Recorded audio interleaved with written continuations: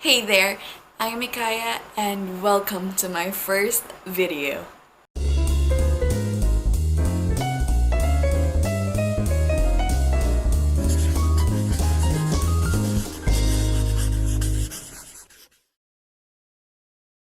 So this is my first video and thank you for clicking and deciding to watch, and I hope hanggang sa dulo magstay kayo. Today I am going to talk about self-love. And no, this is not a clickbait video because I will be sharing how I finally loved this. Yes, it's part of me, so it is self-love. Let me start with the phrase, basta kulot. Hindi ko na kailangan tapusin yung phrase na yun dahil as Filipinos, alam na natin kung ano ang susunod. But have you ever thought about why is curly hair frowned upon on? Especially dito sa Philippines. Well, I think it's because of the beauty standards we have. Ang Korea, the United States, Japan, China, lahat ng lugar meron kanya-kanyang beauty standards. It's just that in the Philippines, you are called pretty or maganda if you have long, straight hair, fair complexion, matangos na ilong, payat ka, makinis yung balat mo. Those are the beauty standards in the Philippines. So, paano ba tayo nagkaroon ng beauty standards na to? Well, I think it's because of the Westerners that colonized us. Spain, yung pinakamahabang nag-colonize sa atin for 333 years. And America, sumunod. Then, well, hindi Westerners in Japan, pero saglit lang naman tayo na-colonize in Japan. So, it's mostly the Spaniards, then the Americans. So, colonialism distorted our thoughts and our beliefs. And beauty standards are actually legacies of colonialism. Pero also, I'm not blaming the whole thing on colonialism and the colonizers. I'm also somewhat, or I don't know if you're going to agree with me, media has a big part to play with the beauty standards. The internet, the television shows, movies, advertisements in magazines, billboards, well, social media. Diba? So overall, masasabi natin na hindi pa na talaga tayo nakaka-move on sa colonial mentality. So let's move on then. Since andito rin naman tayo sa topic ng beauty ng Filipinas nowadays, I'd like to share and bring up something that I've read on the internet about the pre-colonial women in this archipelago, or of this archipelago. Kasi hindi naman talaga Philippines ang pangalan natin.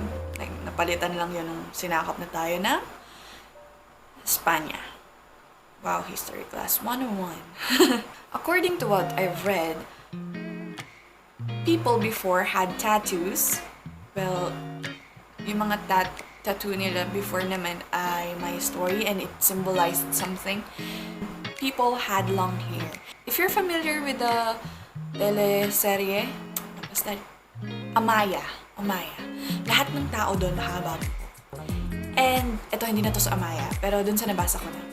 A person will only have his hair cut only when he is grieving or as punishment. Like, hindi na siya applicable ngayon. Everyone can cut their hair off. So, ayun, people before have their hair long. But, nung dumating yung Spaniards dito sa Philippines, dun sa part ng Manila, Spaniards, encouraged the Muslim men to cut their hair as to, yung term na ginamit din sa nabasa ko is to tame them. Like what? They really think lowly of us. May galit. And did you know, I like this information. I like this fact. Pre-colonial people loved bling blings. Bling bling! They wear lots of accessories. And also, they have piercings.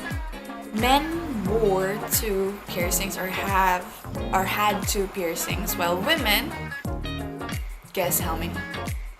4 piercings. Well, this is according to what I've read. I'll try to link the link below kung saan ko siya nabasa. And, yun nga, mahilig nga sila diba sa bling-blings. Pati teeth nila, nilalagyan nila ng bling-bling. O, binubutasan daw nila yung teeth nila. Tapos, papasukan ng bling-bling gold.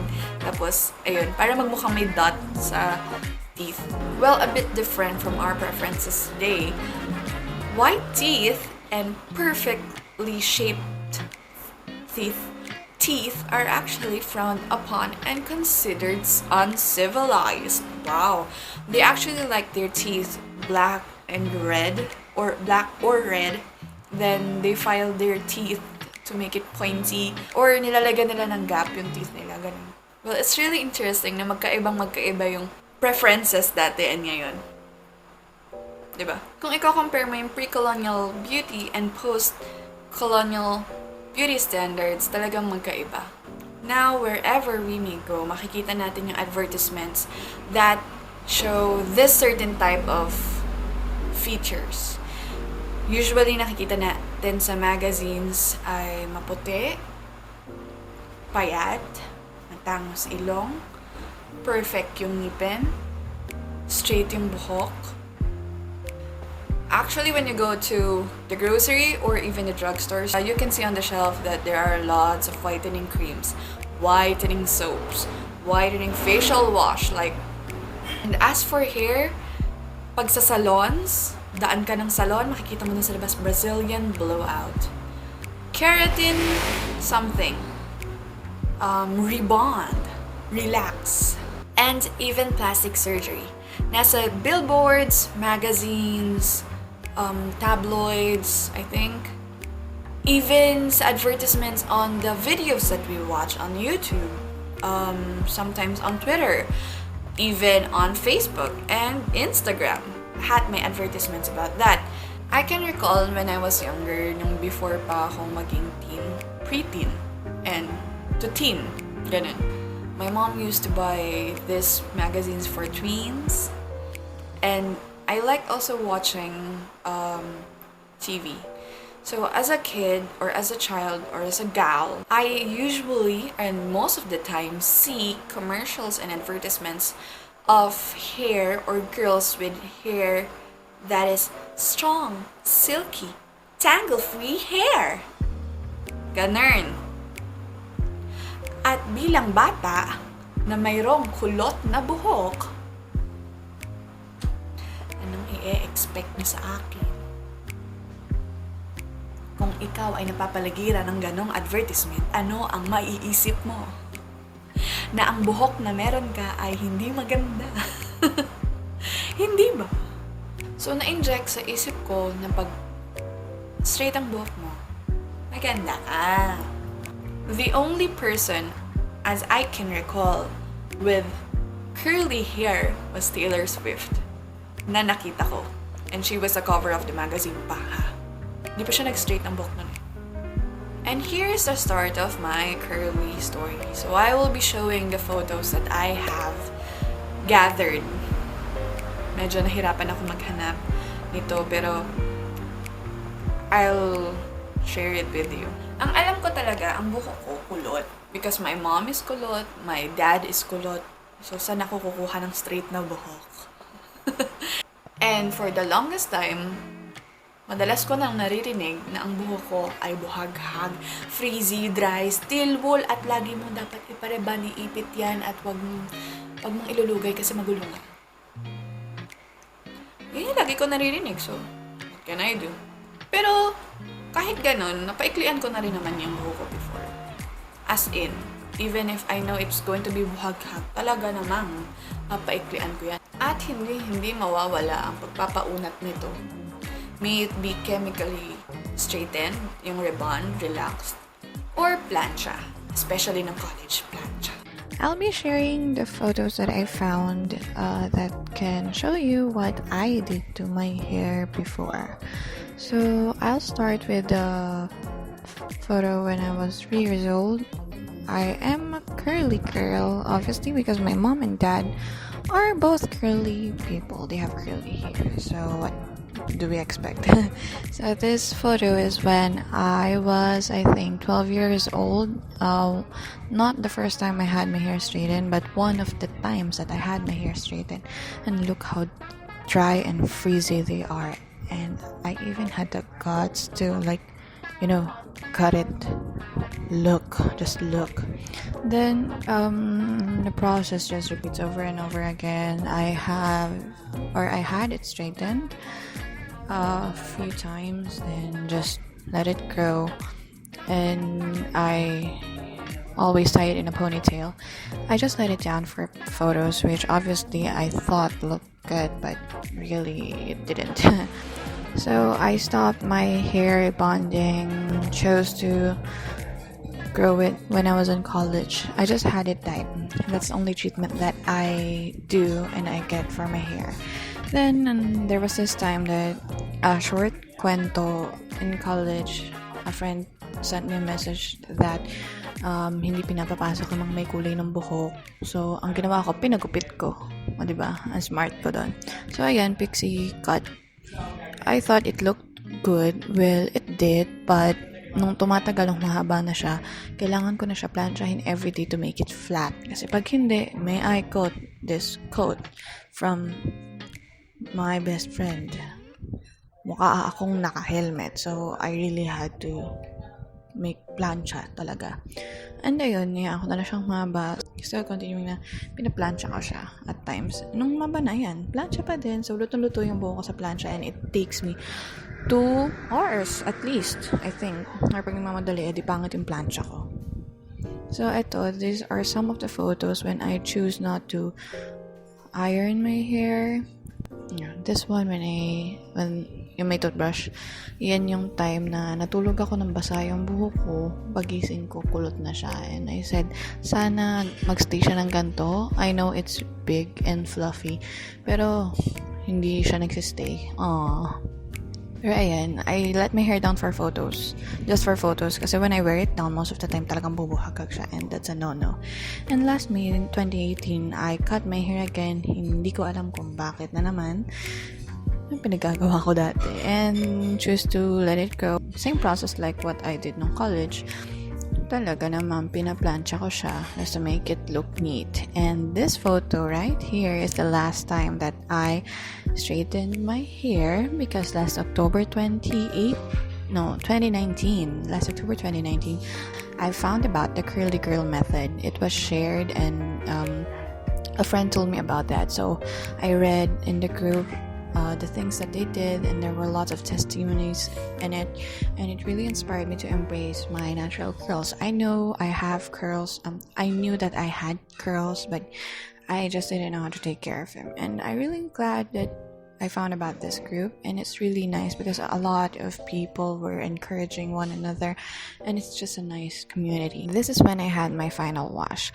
If you want to do the final wash, then disclaimer, just because my curls formed already doesn't mean it will have the same effect to you. We all have different hair patterns, we all have different hair experiences, and mine was just I dyed it and no other heat except for the freaking ironing. But aside from that, it was not chemically treated, just the dye.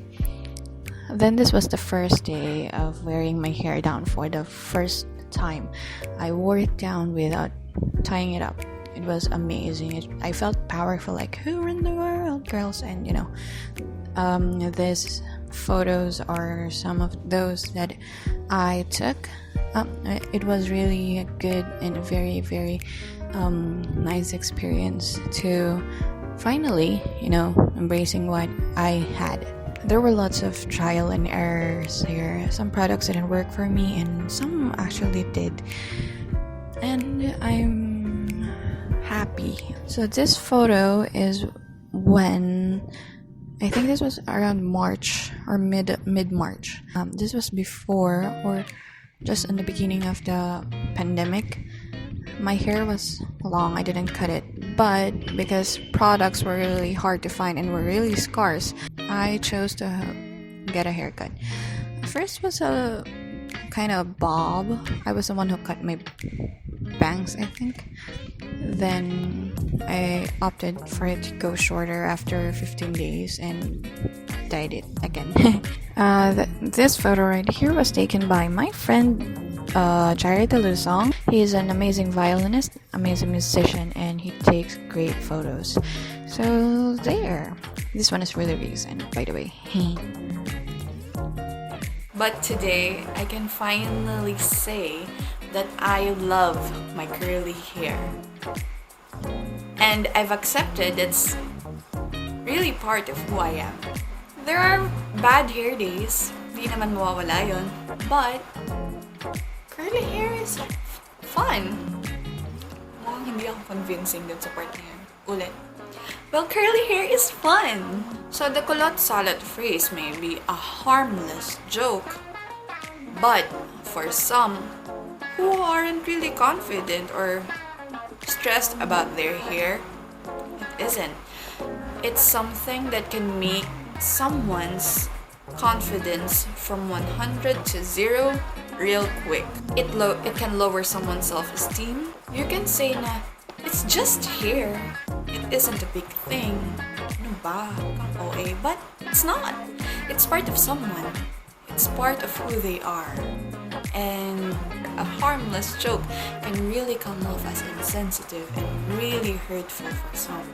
Doing the curly girl method really taught me how to love my hair. There were times while I was in public places, bigla na lang may magtatanong sa akin, uy, ang ganda naman. Hindi siya tatanong. Kabatiin yung buhok. Uy, ang ganda naman ng buhok mo. Totoong kulot mo yan. Like, like, pero syempre, diba? Like, thank you. This was the hair that I once hated. I once, many times actually, wanted to be straightened. But now, when I finally learned how to love it, when I finally learned how to properly take care of it, ayun, naging healthy siya. I learned to love what I have. And when I finally learned to love what I have, I accepted myself. I became confident about the hair I was once ashamed of, that I was once, not once but many times, hated. It only takes encouragement, the right love, the proper way of taking care of it, and also patience. No matter what hair type you have, no matter what curl pattern you have, skin complexion, height, body shape, face shape, you are beautiful, and no one can make you feel that you're not without your consent. Don't let social media, the sad beauty standards tell you that you are not. You are beautiful and they can't do anything about it. But I'm not raising my eyebrows to those who decide to have something changed. If you prefer to have your hair straightened, if you prefer to change or undergo surgery, it's okay. If you find joy and feel beautiful and confident with that, go do it. Do it for you, do it for yourself, because at the end of each day, that's you. And girl, if people be picking on you, pasok dito, labas dito, hair flip, labas. Or stand up for yourself. I admire those people who are trying and are already bending and breaking the beauty standards by loving and flaunting their own kinds of beautiful. Grabe. I'd love to elaborate and really share what I do for my hair routine. But medyo masyado nang mahaba yung video, so I'll make another video just for that. So again, this is Migaya. Thank you for watching. If you like this video, please don't forget to hit the like button and subscribe to my channel. And if you want to leave a message or a comment or would like to share something, the comment section is yours. You are beautiful and you are amazing. See you next time.